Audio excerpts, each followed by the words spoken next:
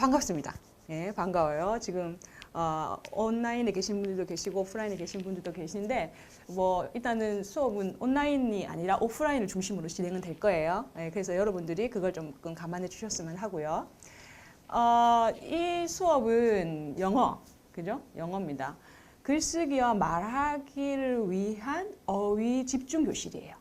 그죠? 우리는 어휘를 공부를 할 건데 그거보다 더 중요한 건 뭐냐면 글쓰기와 말하기를 위한이라는 전제예요. 그죠? 우리가 기존에 그냥 어휘 공부하면 단어장을 달달달 외우잖아요. 그죠? 그래서 마치 한국어랑 영어가 똑같은 구조로 되어 있다고 생각하고 한국어 구조에다 단어를 넣는 식으로 문장을 만들잖아요. 근데 그거 아무리 해도 도움이 안 되잖아요. 우리가 지금까지 경험해봐서 아시다시피. 그래서 말하기와 글쓰기를 위한 어휘는 조금 접근 방법이 달라야 하지 않을까 하는 그런 문제의식을 가지고 이 강의를 개설하게 됐어요. 네. 그러면 이제 어휘를 시작하기 앞서서 그럼 말하기와 글쓰기를 잘하는 방법이 뭘까에 대해서 이제 먼저 고민해야 되겠죠. 일단은 한국인들이 못하는 말하기와 글쓰기, 그리고 한국인들이 잘하는 듣기와 읽기, 분명히 접근 방법이 달라요. 말하기와 글쓰기를 잘하려면 제일 먼저 영어는 언어라고 하는 기본 전제를 반드시 숙지하셔야 돼요. 영어는 시험을 치기 위한 과목이 아니라 언어입니다. 의사소통을 하기 위한. 그렇기 때문에 말하기와 글쓰기가 필요한 거죠. 자, 그러면 언어를 우리가 어떻게 배웠는지에 대해서 우리가 조금 고민을 해봐야 돼요. 우선 여러분이 제일 처음에 태어났을 때 지금 기억은 안 나시겠지만 한국어를 배웠던 과정하고 똑같아요. 그러니까 어머니하고 아버지가 뭐라고 얘기를 해서 내가 그거를 따라 했더니 엄마하고 아빠가 내 말을 알아듣는 거죠. 그죠? 그래서 언어는 다른 사람이 하는 말을 따라서 그대로 모방을 해서 외워서 말로 하는 거예요. 그게 언어예요. 모방입니다. 언어의 기본은. 그래서 이제 여러분 영어를 배울 때도 문장을 달달달 외워서 적재적소에 쓰면 여러분 영어를 잘하는 사람이 돼요. 근데 중요한 건 뭐다? 나이가 들어서 영어를 공부를 하려고 하니까 어릴 때 한국어를 배웠던 거랑 차이가 있어요. 그게 뭐냐면 어릴 때는 나의 머리가 백지 상태였지만 지금은 내 머리에 한국어가 가득 차 있죠. 그러니까 모든 영어 문장이 한국어 구조로 필터링이 돼서 한국어도 아니고 영어도 아닌 문장 형태로 만들어지니까 이게 콩글리시라고 하는 그런 불명예스러운 이름을 가지게 된 거예요. 그러면 한국어하고 영어를 가장 합리적으로 접목시키는 방법을 알아야 돼요. 즉 한국어의 의미를 가장 영어적인 센텐스 구조로 만들려면 어떻게 해야 될까? 그죠? 그 어떻게 해야 할까의 첫 번째 시발점이 뭐냐면 한국어랑 영어는 다르다라는 걸 알아야 돼요. 그래서 그 다름을 알고 그 다름에 기반해서 전략적으로 접목시키는 작업을 해야 된단 말이에요. 그런데 이렇게 한국어하고 영어가 다르다라고 할 때 또다시 세 개의 차원으로 나눠져요. 어떻게 다르냐? 일단 단어의 속성이 달라요. 두 번째, 문장의 구조가 달라요. 세 번째, 문장의 배치가 달라요. 다시 말씀드립니다. 단어의 속성이 다르고요. 한국어하고 영어는. 그리고 문장의 구조가 다르고요. 그리고 문장의 배치가 달라요.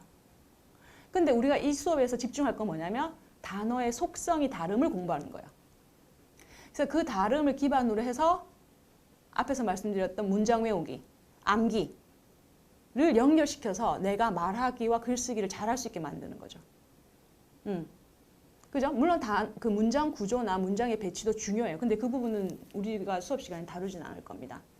그럼 과연 단어의 속성이 어떻게 다른가? 그거에 대해서 이제 집중적으로 한번 공부를 해보도록 할게요. 그러면 여러분들한테 보내드렸던 그 자료에 보면 오리엔테이션 자료라고 적혀 있는 파일이 있을 거예요. 오리엔테이션 자료. 여기서 보면 이제 단어의 속성과 관련된 차이를 또다시 세 개의 차원으로 나눠서 설명하고 있어요. 첫 번째는 한국어는 보통 단어 한 단어가 품사가 하나죠. 그죠? 동사, 명사, 형용사 이런 것들. 그죠? 품사가 하나인데 영어는 대부분의 단어가 품사가 여러 개예요. 예, 여러 개예요. 그래서 품사가 여러 개인데 뭐 내가 알고 있는 하나의 품사로만 글을 쓰거나 말을 하면 문장 구조가 되게 심플하고 반복적이겠죠. 그러면 이제 그때부터 내가 영어를 아무리 공부를 해도 안 되는구나라고 실망하고 그만두는 거예요. 그죠? 그러면 그 단어의 품사가 여러 가지다라는 부분에 대해서 설명드리기 위해서 제가 가져온 얘가 near이라고 하는 아이예요. near은 근처, 가까이라는 의미를 가지고 있는데 대부분의 사람들이 이걸 전치사로만 알고 있어요. 전치사로만 알고 있어. 근데 전치사 말고도 부사, 형용사, 동사의 품사를 가지고 있다는 사실을 모르면 문장의 다양성이 생기지 않죠. 즉 가까이라고 하는 이 키워드를 중심으로 해서 과연 전치사로 쓰였을 때 각각 거리와 상태가 가깝다는 의미로 쓰입니다. 그죠? 내용을 세부적으로 분석을 해야 돼요. 자, 그러면 let's sit near a window. 그죠? 그래서 여기 window라는 명사를 이렇게 잡고 있는 창문 가까이에 라고 하는 전치사. 그리고 he has worked tirelessly so he looks near exhaustion. 이런 표현 아마 처음 보셨을 거예요. 그죠? 어떤 상태에 가깝다라고 할 때도 near이라고 하는 전치사를 써요. 그러니까 거의 기진맥진하게 보인다라고 할 때 이렇게 near exhaustion이라는 표현을 쓸 수 있다는 거죠. 그럼 부사로 쓰이는 경우 볼게요. He was standing so near. 이렇게 가능해요. 이걸 못 쓰면 안 돼요. 그죠? 그 stand라고 한 동사를 꾸며주는 거죠. 그러니까 이 near이 여기서 뭐예요? 부사예요. so that 구문으로 해석하시면 그는 너무 가까이에 있어서 I could feel his breath. 그죠? 그 breath 해서 숨은 소리까지 내가 느낄 수 있었다. 이렇게 쓰는 거예요. near이 여기서 부사예요. 그리고 이거 더 재밌는 게 나와요. 시간이 가까이에 있다. As the wedding date drew near. 이거 아무나 못 써요.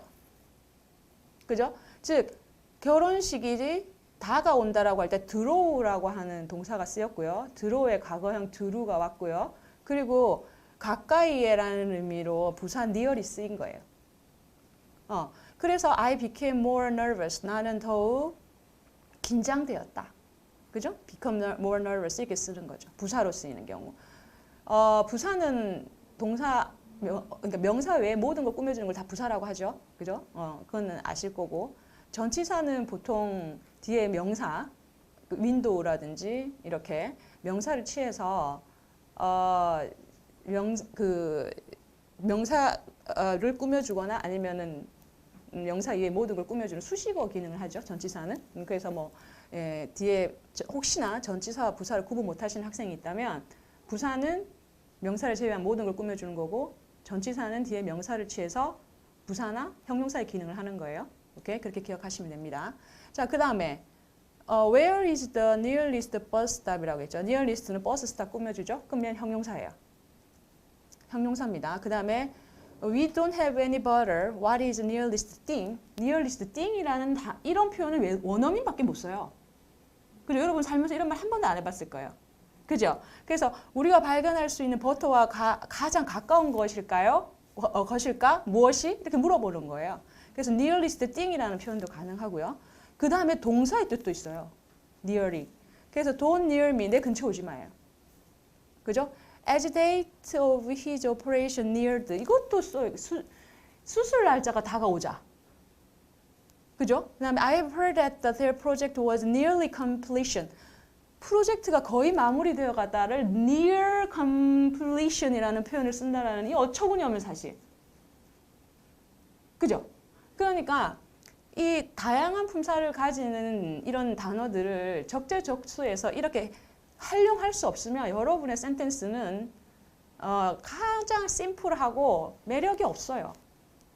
그죠? 매력적인 문장을 쓰고 싶다? 그러면 이렇게 품사가 여러 개인 단어를 공략해서 집중적으로 공부를 해야 돼요. 그지? 이걸 외우셔야 돼요.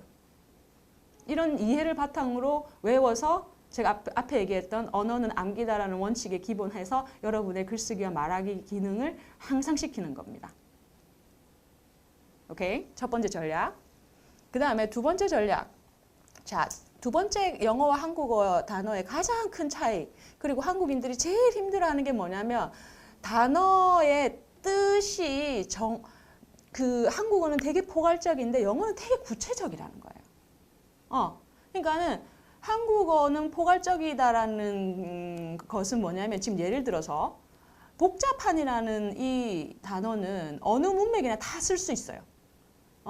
사람이 많아서 복잡하고 그리고 뭐 요소가 많아서 복잡하고 다 쓸 수 있는데 영어에서는 문맥에 따라서 다른 단어를 써야 된다는 거죠.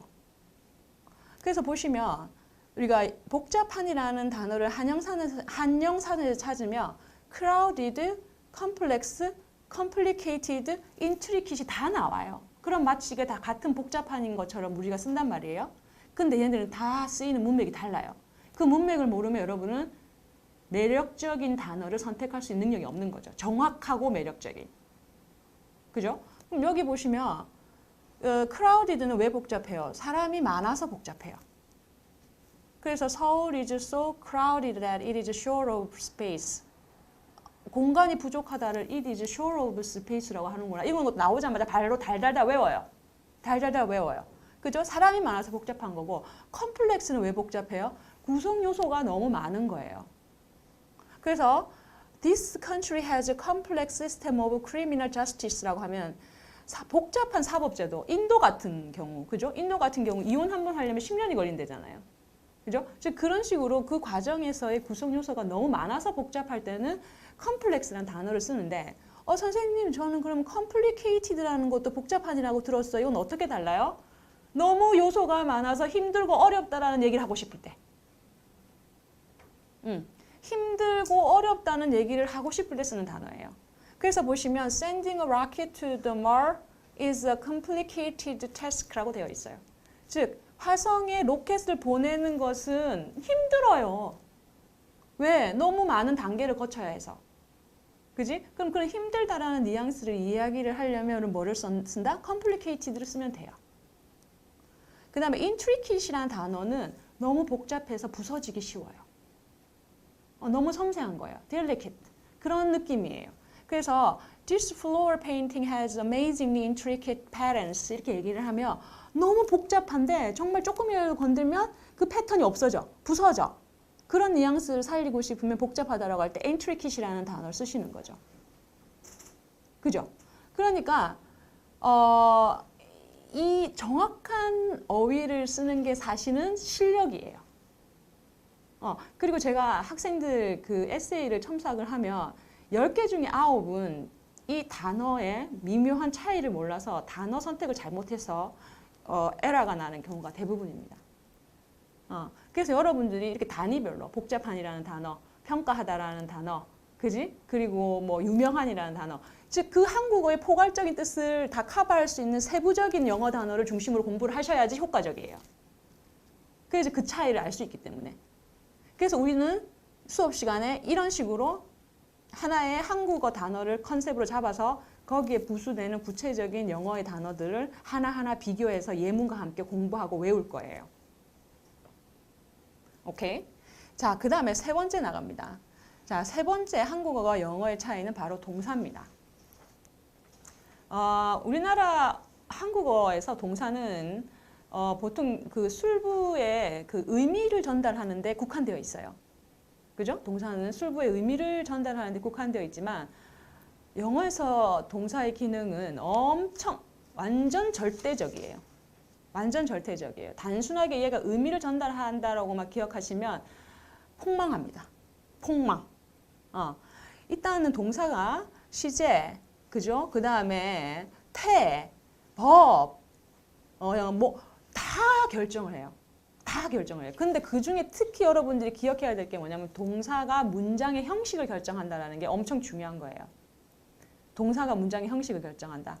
그래서 그 동사를 사전에서 찾을 때 일단 키워드, 던짐, 즉 지금 throw라고 하는 이 단어를 예를 제가 들었는데 던짐이라는 키워드가 있고 그 던짐이 다시 세부 내용으로 나뉘어져서 팔이나 손으로 던질 때, 어떤 특정한 위치나 장소로 던질 때, 어떤 상태로 던질 때, 특정 대상을 목적어로 취할 때, 즉 이런 식으로 또 세부적으로 의미가 나눠집니다.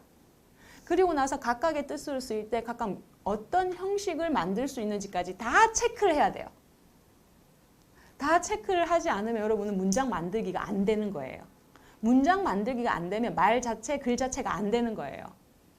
그렇기 때문에 지금이라도 늦지 않았으니까 동사를 공부할 때 이렇게 내용을 구분해가지고 각각 어떤 형식을 만들어내는지를 정확하게 정리해서 파일업 시켜놓고 여러분의 머릿속에 메모라이징 한다면 여러분의 영어 센텐스는 엄청나게 상승하고 개선될 겁니다. 오케이?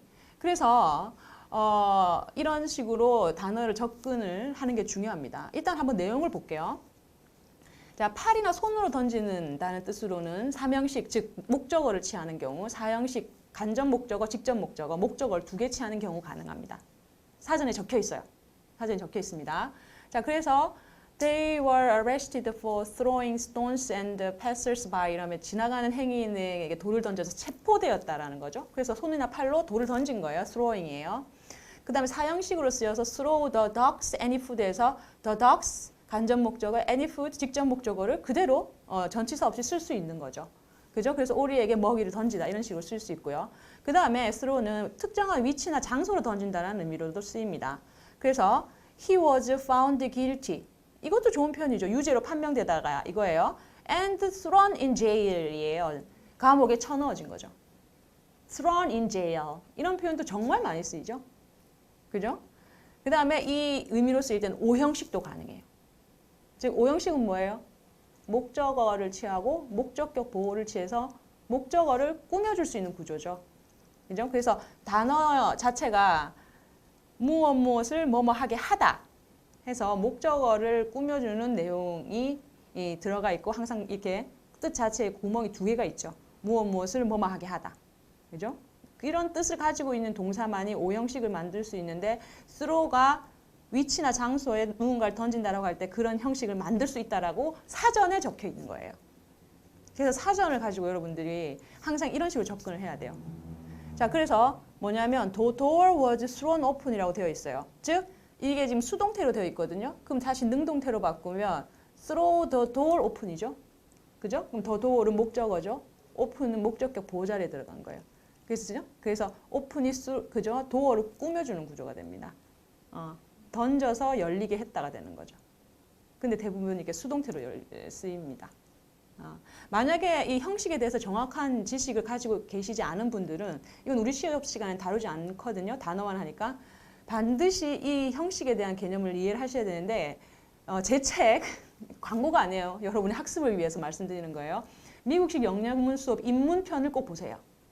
미국식 영양문 수업 입문이라는 노란색으로 된 책이 있어요. 제 책이. 그 책에 보면 형식에 대해서 정확하게 설명해놨어요.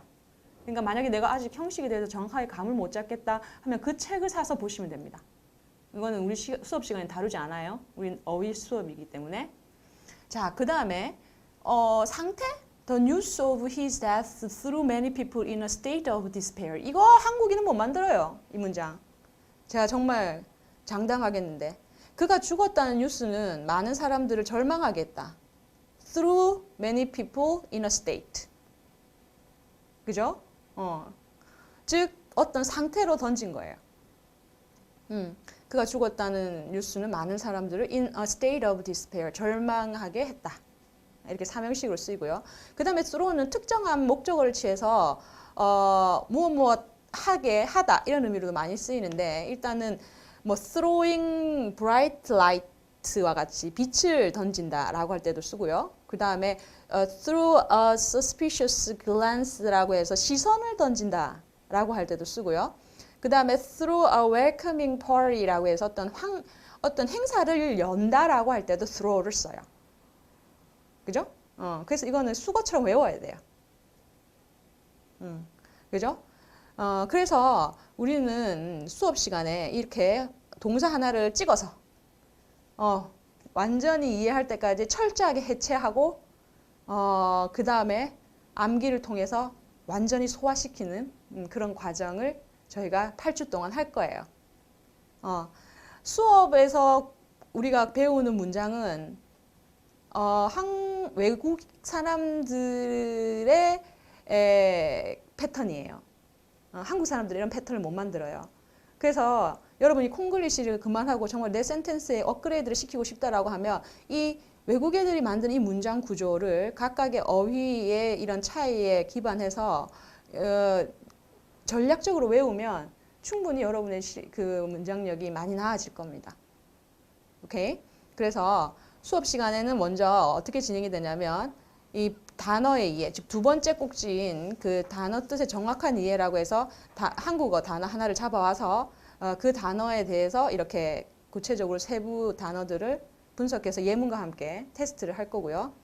그 다음에 두 번째는 이 동사 하나를 가져올 거예요. 그 동사 하나를 매 시간마다 하나씩 이렇게 분석하고 거기 나오는 예문을 공부하고 외울 거예요. 그 다음에 마지막으로 이 분사가 많은 이 단어를 또 하나 가져와서 우리가 정리를 할 겁니다. 이 제가 지금 수업 시간에 가져오는 단어들은 정말 중요한 것만 가져오는 거예요. 한국인들이 실수를 많이 하고 중요함에도 불구하고 종종 놓쳐서 망신을 당하는 것들, 그런 것들만 가져오는 거예요. 그래서 사실은 수업 8주 동안 이거를 단어 하나를 이렇게 뭐 이렇게 니얼이라든지 스로 이런 것들을 분석한다고 해서 실력이 오를까? 실력이 올라요. 왜? 실수를 많이 하는 단어들만 가져오는 거거든요. 그래서 이렇게 세 개의 토픽으로 이제 진행이 될 겁니다. 저는 개인적으로 즐기는 거 좋아해요. 스트레스 받는 거 정말 전 싫어해요. 근데 즐기는데 어떻게 즐겨요? 멋있게 즐기고 싶어요. 멋있게. 그러니까 여러분들이 분명히 수업 시간에 양이 조금 수준이 있고 양이 있다 보니까는 스트레스를 받을 수도 있어요. 하지만 개의치 말아요. 개의치 말아요. 제가 스트레스를 이게 즐긴다라는 말은 뭐냐면 스트레스를 공격으로 생각하지 않고 내가 내가 이제 개선될 수 있는 하나의 과일로 생각하면 돼요. 프루츠 포. 그죠? 과일로 생각하면 돼요. 그리고 저 윽박하지 않아요. 윽박지르거나 하지 않아요. 네. 저도 같이, 그러니까 뭐냐면 이렇게 그 좋은 사람들끼리 모여서 그죠? 점심 먹고 나서 티파티 하는 것처럼 그냥 간단하게 생각하시면서 하지만 액기스 있고 중요한 정보를 가져간다고 생각하시면서 편안한 마음으로 강의에 참여해 주시면 좋을 것 같습니다. 오케이? 이렇게 해서 오리엔테이션은 끝내도록 하겠고요.